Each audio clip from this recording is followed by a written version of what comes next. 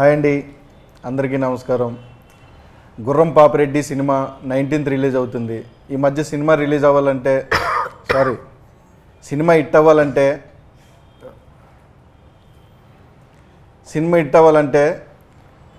Trend అవ్వాలంటే memes రావాలి. ఆ మీమ్స్ రావాలంటే మీమ్ గాడ్ బ్లెస్సింగ్స్ ఉండాలి. ఆ బ్లెస్సింగ్ తీసుకోవడం కోసమే ఈరోజు మీమ్ గాడ్ దగ్గరికి వచ్చాం. సార్ బ్లెస్ చేయండి సార్.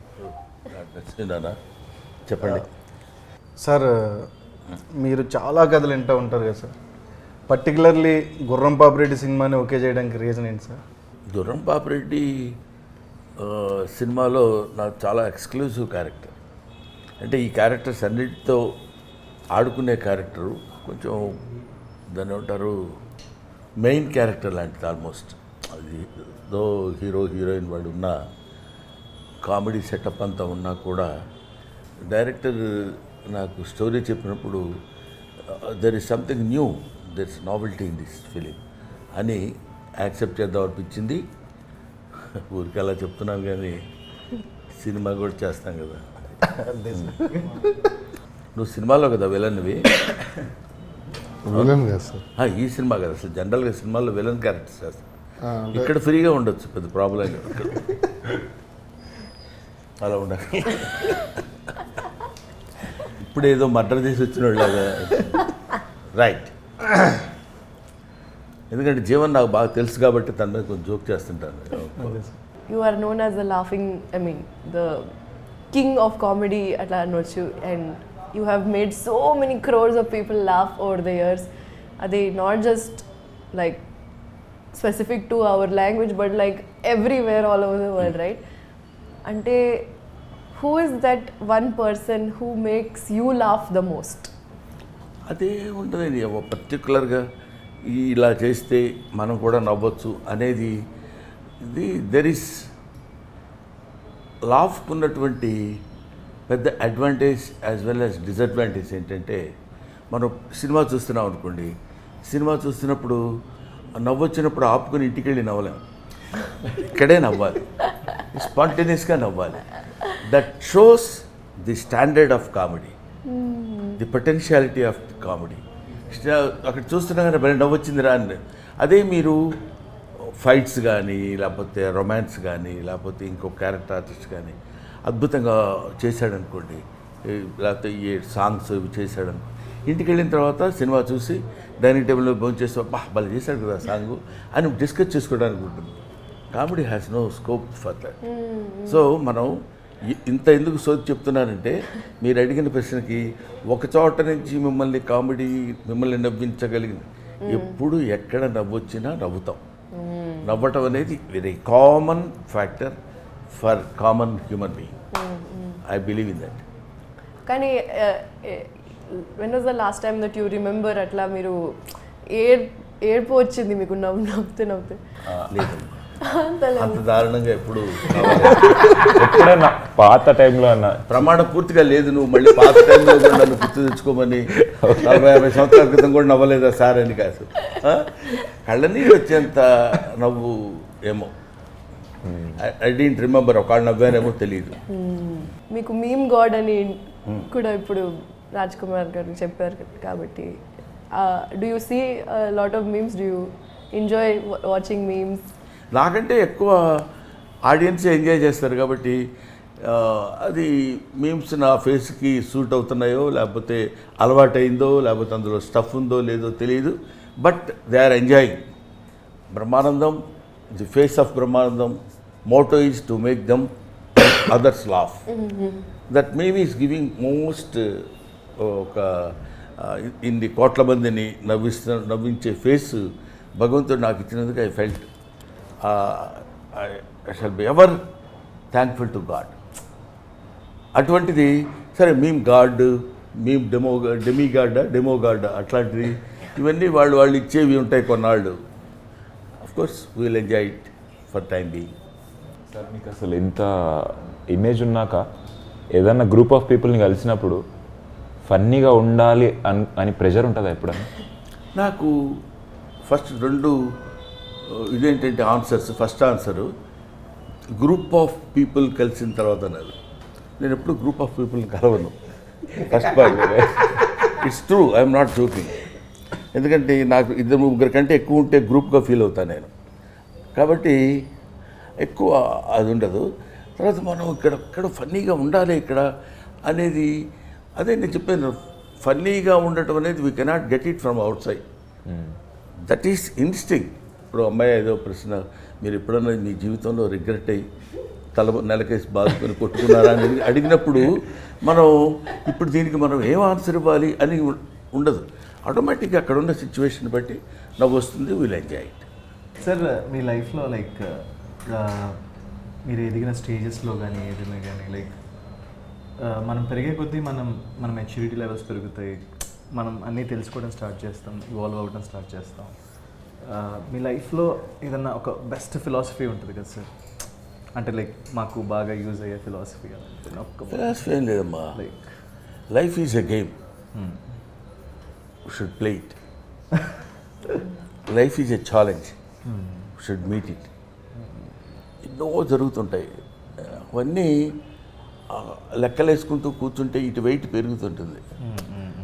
ఆఫ్టర్ ఆల్ మనం మ్యాక్సిమం బతికితే పుట్టిన 10 సంవత్సరాల వరకు మనకేం తెలియదు. ఇప్పుడంటే ఒక 5 సంవత్సరాలు బతుకున్నాం. ఆ తర్వాత 70 తర్వాత మనం ఏం ఆలోచించినా ఎవడో లెక్క చేయడు. మధ్యలో మన పీరియడ్ ఎంత, 50 to 60 years. దాన్ని మనం క్యాలిక్యులేట్ చేసుకుంటున్నప్పుడు మనకి ఎన్నో ఫేస్ చేస్తుంటాం. ఎన్ని ఫేస్ చేసినా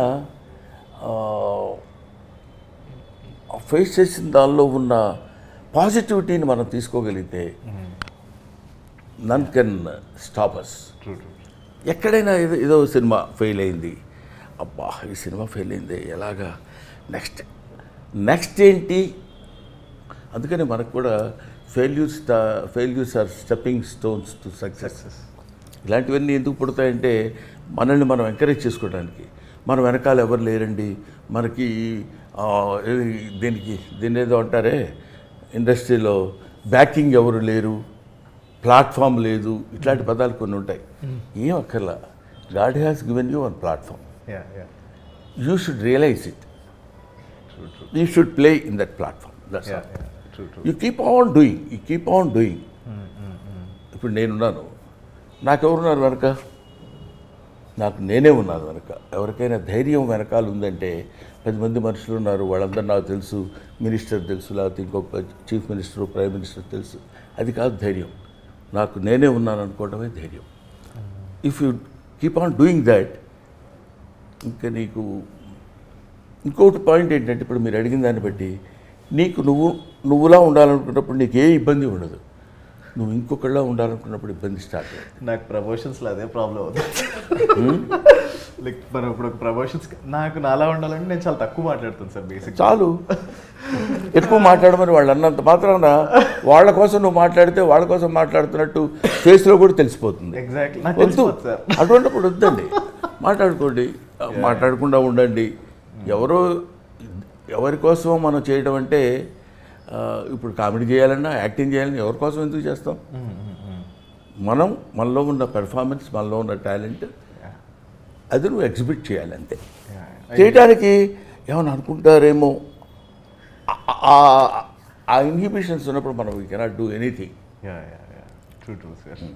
నాకు అదే ఒక ఫియర్ ఉంటుంది సార్, బవిడ్ హీరో. అది ఫియర్ కాదమ్మా. అంటే ఎవరైనా ఏమైనా అనుకుంటారా అది ఆ ఫియర్ నిజంగా నీకు ఉంటే మాత్రం దాన్ని వదిలేయి. That is better. True. Fear అసలు మనం when you are doing a right thing in a right manner, you need not feel fear or shy or something like that. If it is right, నువ్వు నీ పని నువ్వు సిన్సియర్గా చేయగలుగుతున్నప్పుడు ఇంకా దాని గురించి నీకు సెకండ్ థాట్ ఏముంటుంది, ఏమైనా అనుకుంటారేమో అని. Let them. అనుకునేవాళ్ళు ఎలాగ అనుకుంటారు. నా గురించి ఇలా చెడుగా రాశాడండి వాడు అంటాడు. చెడుగా రాయటం ఏంటి? వాడు రాశాడు, ఆ చెడుని నువ్వు నమ్ముతున్నావు అనుకో. నా గురించి చెడుగా ఎవరో రాస్తే నువ్వు నమ్ముతున్నావంటే నువ్వు నాకు అక్కర్లా. నమ్మకుండా ఉండేవాళ్ళు ఎవరన్నా ఉంటే వాళ్ళు నీకు కావాలి. వాళ్ళు చెడుగా ఫీల్ అయితే ఫీల్ అవ్వాలి నువ్వు.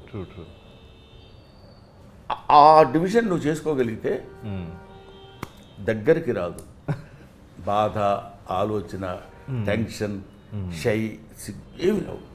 లోపల ఇవన్నీ పెట్టుకుని మనం తిరుగుతున్నప్పుడు కొంచెం అనీజీగా ఉంటుంది. సార్ మీకు లైఫ్లో మీకు ఈ టాలెంట్ ఉంది వేరే వాళ్ళు నవ్వించగలిగేది అని రియలైజ్ అయిన moment or age? Sincerely I'm telling you Vamsi, swear on my profession, నాకు తెలియదు నేను నవ్విస్తానన్న విషయం కూడా నాకు తెలియదు. మైండ్ ఈజ్ ఏ టిపికల్ కాదు, దాన్ని ఏమనాలి, ఒక రేర్ బర్త్ నాది. నా గురించి నేను ఈ ఏజ్లో నేను తెలుసుకుంది నవ్వించడం కోసం ట్రై చేయటం కానీ ప్రయత్నం చేయటం కానీ, ఓహో నేను బాగా నవ్విస్తానని ఆ రియలైజేషన్ రావడానికి నాకు తెలియదు. బేసిక్గా తెలియదు. చిన్నప్పుడు స్కూల్లో చదువుకుంటాం, ఏదో బ్రహ్మానందం ఉంటే బాగుంటుందా, నవ్వు వస్తుంది అంటారు వాళ్ళు. ఓహోహో అనుకొని మనం నవ్వుకోవడం, మనం మాట్లాడితే వాళ్ళు నవ్వటం. ఆ తర్వాత ఒక ఏజ్ వచ్చిన తర్వాత డిగ్రీ, పోస్ట్ గ్రాడ్యుయేషన్ చదివేటప్పుడు ఓహో మనం జోక్ చేస్తే వీళ్ళు నవ్వుతారనమాట, అంటే మనం మాట్లాడేదాన్ని ఈ జోక్ ఉందన్నమాట అనే రియలైజేషన్ రావడం. ఆ తర్వాత కామన్, ఆ తర్వాత ఏదో అదే క్యారీ అవుట్ అవుతూ. మా mother was a very good, అంటే దాని ఏమంటారు, చాలా ఫన్ మోటివేషన్ ఉన్న. తన మదర్ జీన్స్ వచ్చినాయేమో నాకు అనిపిస్తుంది. ఆవిడ చాలా మాట్లాడేటప్పుడు కానీ ఎవరన్నా చాలా వెటకారం చేస్తూ మాట్లాడుతుంది.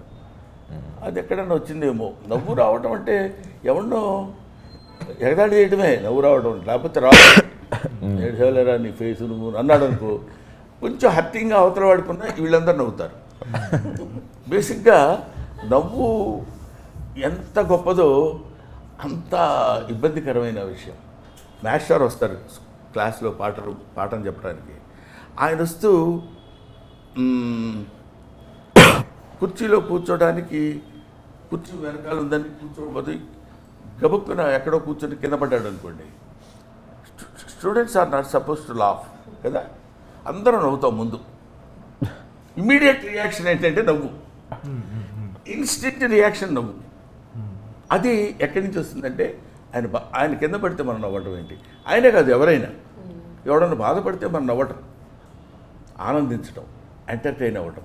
అదే కదా ఇప్పుడు వస్తున్న మీమ్స్ కానీ, లేకపోతే మన గురించి ఎవడో ఏదో సోషల్ మీడియాలో అలా రాశారండి ఇలా రాశారండి, రాసుకొనివ్వండి, లెట్ దెమ్. దాని గురించి మీరు ఎందుకు ఫీల్ అవుతున్నారు, why do take it to heart అనేది నా point. Of course I may be wrong, there is చాలా డిఫరెంట్ పీపుల్ ఉంటే ఉండొచ్చు. అందుకని నవ్వు మనం ఇదిగో మనం ఇది చెయ్యగలం మనం ఇది చేయలేము అనేదని కాకుండా ఇట్స్ ఎ న్యాచురల్ ఫ్లో. అది నలుగురు రికగ్నైజ్ చేశారన్న తర్వాత అక్కడి నుంచి మనం జాగ్రత్తగా ఉండాలి.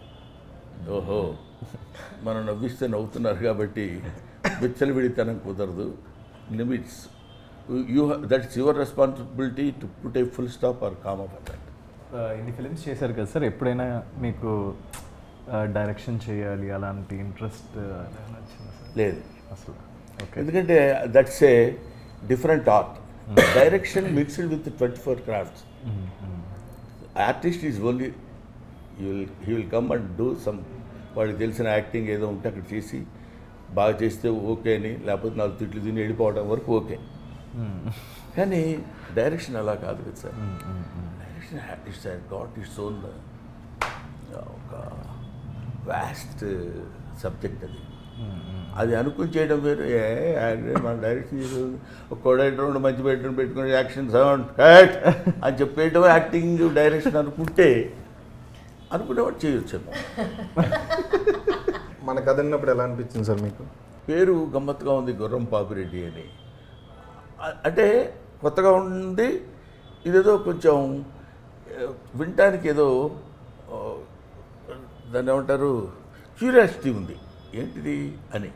ఆ తర్వాత అతను చెప్పిన స్టోరీలు చెప్పిన పాయింట్స్ అవి చూస్తుంటే తర్వాత డైరెక్టర్ ఈ సినిమాకి పర్టికులర్లీ డీల్ చేసిన విధానం నాకు బాగా నచ్చింది. చెప్పినప్పుడు స్టోరీ బాగుంది, డైరెక్టర్ డీల్ చేసిన విధానం కూడా బాగుంటుంది అనే నమ్మకంతో నేను యాక్సెప్ట్ చేశాను. ముందు అసలు ఇయర్కి ఏదో కొత్త శబ్దం వినపడింది అన్న ఫీల్ వచ్చింది. ఓకే, మామూలుగా ఇప్పుడు గేదెల పాపిరెడ్డు ఇంకోటో ఎవరికి ఇష్టం వచ్చింది వాడు చెప్తారని. ఇప్పుడు నాకు తెలిసినంతవరకు నా ఎక్స్పీరియన్స్లో కొంతమంది ఏం చెప్తారంటే, నా అనుభవంలో చెప్తున్నాను అని మొదలు పెడతాడు, మొహం పెద్ద గంభీరంగా పెట్టి, వీడి అనుభవం ఎవరికి కావాలి, అది ఎదుటివాడిని ఎంటర్టైన్ చేసిందా లేదా, సింపుల్ లాజిక్. అంతే సార్. అది మనకి ఉన్నప్పుడు ఆటోమేటిక్గా మన వాళ్ళు దాన్ని ఏమంటారు, వాడు ఎవరు ఏంటి. చాలామంది ఏమన్నారు తెలుసా, ఎవరండి అన్ని న్యూ ఫేస్లు అంటే పాత ఫేస్లు కావాలా, వాళ్ళైతే చాలా గొప్పగా చేస్తారా, న్యూ ఫేసెస్లో యాక్టింగ్ ఉండదా, ఈ పాత ఫేస్ ఎప్పుడు న్యూ ఫేస్ కాదా. అది సింపుల్ లాజిక్ అండి అది. అదేం పెద్ద మేధావితనం అక్కడ ఆలోచించుకోవడానికి. బ్రహ్మానందం గ్రేట్ కమెడియన్, మేమ్ గాడ్ అన్నారు. Brahmanandam was a upcoming comedian 40 years back. అంతే కదా, నువ్వు కొన్ని లక్షల మెట్లు ఎక్కాలన్నా మొదటి మెట్టు ఎక్కాలి కదా. ఆ మొదటి మెట్టు ఎక్కువ వాడిని పట్టుకుని అందులో ఏముంది అసలు, ఎంత డెప్త్ ఉందని ఇటు చూస్తాడు. అక్కడ ఏముంటుంది డెప్త్, మనం చెప్పేదాన్ని బట్టి, మనం తీసేదాన్ని బట్టి, మనం ఇచ్చే ఆలోచన బట్టి. ముందు ముఖ్యంగా ఇక్కడ కావాల్సింది ఏంటంటే తన మీద తన నమ్మకం. ఇందాక నేను చెప్పింది ఆ నమ్మకం ఉన్నప్పుడు వెళ్ళిపోవడమే ఎంతవరకు అనేది. అది నాకు గుర్రం పాపిరెడ్డి సినిమాలో డైరెక్టర్ మురళీ మనోహర్ రెడ్డి చేసింది మాత్రం నిజంగా అప్రిషియేట్ చేసే విధంగా ఉంది. కష్టపడ్డాడు. సినిమా స్టార్టింగ్ నుంచి మా అందరికీ పడట్లేదు సార్ ఒకరికొకరు. బేసిక్గా డైరెక్టర్ కథ చెప్పినప్పుడు అయితే కథ అంతా మీరే హీరో అండి అని చెప్పారండి. ఈయనకి చెప్పినప్పుడు అదే చెప్పారంట, ఆయనకి చెప్పినప్పుడు అదే చెప్పారు, అందరికీ అదే చెప్పారు సార్. ఆయన హీరోయిన్ చెప్పుంటారు, హీరోయిన్ అని ఉంటారు. సౌదామిని ఆ హీరోయిన్ సార్. అదే కథ మీ అందరు ఎవరికి చెప్తే వాళ్ళకి హీరో అన్నారండి సార్. మీరు ట్రైలర్ టీజర్ చూసారు కదా సార్, మీకు ఎవరనిపించారు సార్? ఇప్పుడు ఇందులో మనం బేసిక్గా 2 మెట్లు ఎక్కువ ఆలోచించాలి కదా సార్. చెప్పండి. ఏంటంటే హీరో అంటే గొప్పోడని, కమెడియన్ అంటే తక్కువడని, క్యారెక్టర్ ఆర్టిస్ట్ అంటే ఒక మాదిరి అని, విలన్ అంటే 80% అని, ఈ లెక్కలు వేసుకోవడం మనం పెట్టుకున్న పేర్లు తప్ప. Artist is one, artist are so many. గుర్తుపెట్టుకోండి. అది కామెడీ కావచ్చు, ఇంకోటి కావచ్చు. అతనేంటంటే మీ క్యారెక్టర్ మంచిదండి, మీరు చాలా బేసిక్గా చాలా బాగుంటుంది, మీరే మెయిన్ క్యారెక్టర్, మీరే డ్రైవ్ చేస్తారు అని తన ఉద్దేశంలో ఉన్న పాయింట్ మనం చెప్పవచ్చు. ఇప్పుడు నువ్వు హీరో అయిపోదాం, నేను కూడా హీరో అయిపోదాం అనుకుంటే ఎట్లా? అంతే సార్. ఎలుకే ఏనుగే కదా, సింపుల్ లాజిక్. ఎలుక చూసి నాకు ఈ పర్సనాలిటీ అది ఇస్తే ఉండేవాడిని అనుకోవటం. అందుకని మీరే హీరో అని చెప్పినప్పుడు అది అనుకోవడానికి లేదు. హీరో అంటే that is his job, he is doing that. Heroine that is her job, she is doing that. Comedian మన జాబ్, మనకిచ్చిన వర్క్ మనం చేసిన దానిలో ఎంత పర్సంటేజ్ నువ్వు కరెక్ట్గా how much attention you are paying towards your justification of your character అనే దానిలో మనం నిలబడతాం. విన్నారు కదా, నేనే హీరో. అంతే సార్. ఓహో, అదే చెప్పడానికి ఎంత నుంచి మరి చెప్తే ఇంతసేపు అనేవాడిని కాదు కదా, నువ్వే హీరో, వీళ్ళందరూ అట్లా ఫీల్ అవుతున్నారు కానీ అని. ఇప్పుడు మాకు 5 రోజులు ఉన్నాయి సార్ రిలీజ్కి. మనకి ఈ 5 రోజుల్లో ఇప్పుడు ఎలా అయిపోయిందంటే ఇంకా మార్కెట్ చేస్తూనే ఉండాలి ఏదో ఒక ఐడియాస్. ఇక్కడ బేసిక్గా ఏదో ఐడియాస్, ఏదో మార్కెట్ చేయాలి. ఈ కాంపిటీషన్ ఎక్కువైపోయింది వంశీ, తప్పట్లేదు. ఈ కాంపిటేటివ్ వరల్డ్లో ఒకడిని మించి ఒకడు చేయాలి. ఏదో చేసి ఏదో సంతృప్తి పరిస్తే మనం పెట్టి బేసిక్గా ఏంటి, భార్యామూలమిదం గృహం, కృషిమూలమిదం ఫలం, వేదం మూలమిదం జ్ఞానం, ధనం మూలమిదం జగత్. ఒక్కడికి అర్థం కాలేదు, అర్థం అవ్వాల్సిన పని లేదు.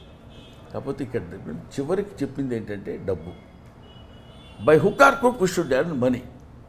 వాడు ఇట్లాంటి మీటింగ్స్ లేకపోతే ఇలాంటివి పెట్టి దీని ద్వారా బ్రహ్మానందం ఏదో కొన్ని సమాధానాలు చెప్పాడు రా, ఏదో గుర్రం పాపిరెడ్డి దానికి ఆడేదో ఇంటర్వ్యూ ఇచ్చాడు, చాలా బాగుందన్నాడు అని ఇది జనంలో కొంతమందికి వెళ్తే, ఈ మీమ్ గార్డు వీడి ఫేస్ చూసి కొంతమంది విని అసలు ముందు సినిమా ఎలా ఉంటుంది అనుకునే దానికంటే గుర్రం పాపిరెడ్డి అనే సినిమా ఒకటి రిలీజ్ అవుతుంది అని తెలియపరచడం కోసం తెలిస్తే ఎక్కువ మంది చూస్తారు. సార్ మీరు ఎక్కువగా అడగటమే చూసారా అసలు సార్ మీరు ఏంటి అసలు చచ్చిపోయిన 11వ రోజు మనం మాట్లాడుతున్న ఫీలింగ్ ఎందుకు? ఇటువంటి మనిషి అసలు ఎప్పుడు అంటే ఏం చెప్పాలి నేను? ఫన్నీగా ఉంటుంది, కామెడీగా ఉంటుంది, ఏం చెప్పాలి? సార్ మీరు పన్నీగా ఎక్కువ నవ్వుకుండే మూమెంట్స్ ఏముంటాయి సార్? ఇదిగో right. Thank you very much brothers. Thank you sir.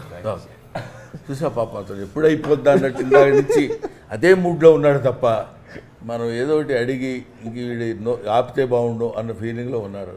ఏం అడుగుతాం సార్, వీళ్ళు అడిగిన రా టాక్స్లో ఆల్రెడీ మీరు ఆన్సర్లు ఇచ్చేసారు. మనం ఏం అడుగుతాం కొత్తగా? ఆయన ఒక్కడే జీనియస్ సార్.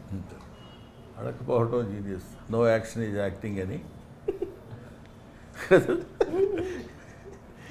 రైట్ అమ్మా, థ్యాంక్ యూ. Thanks,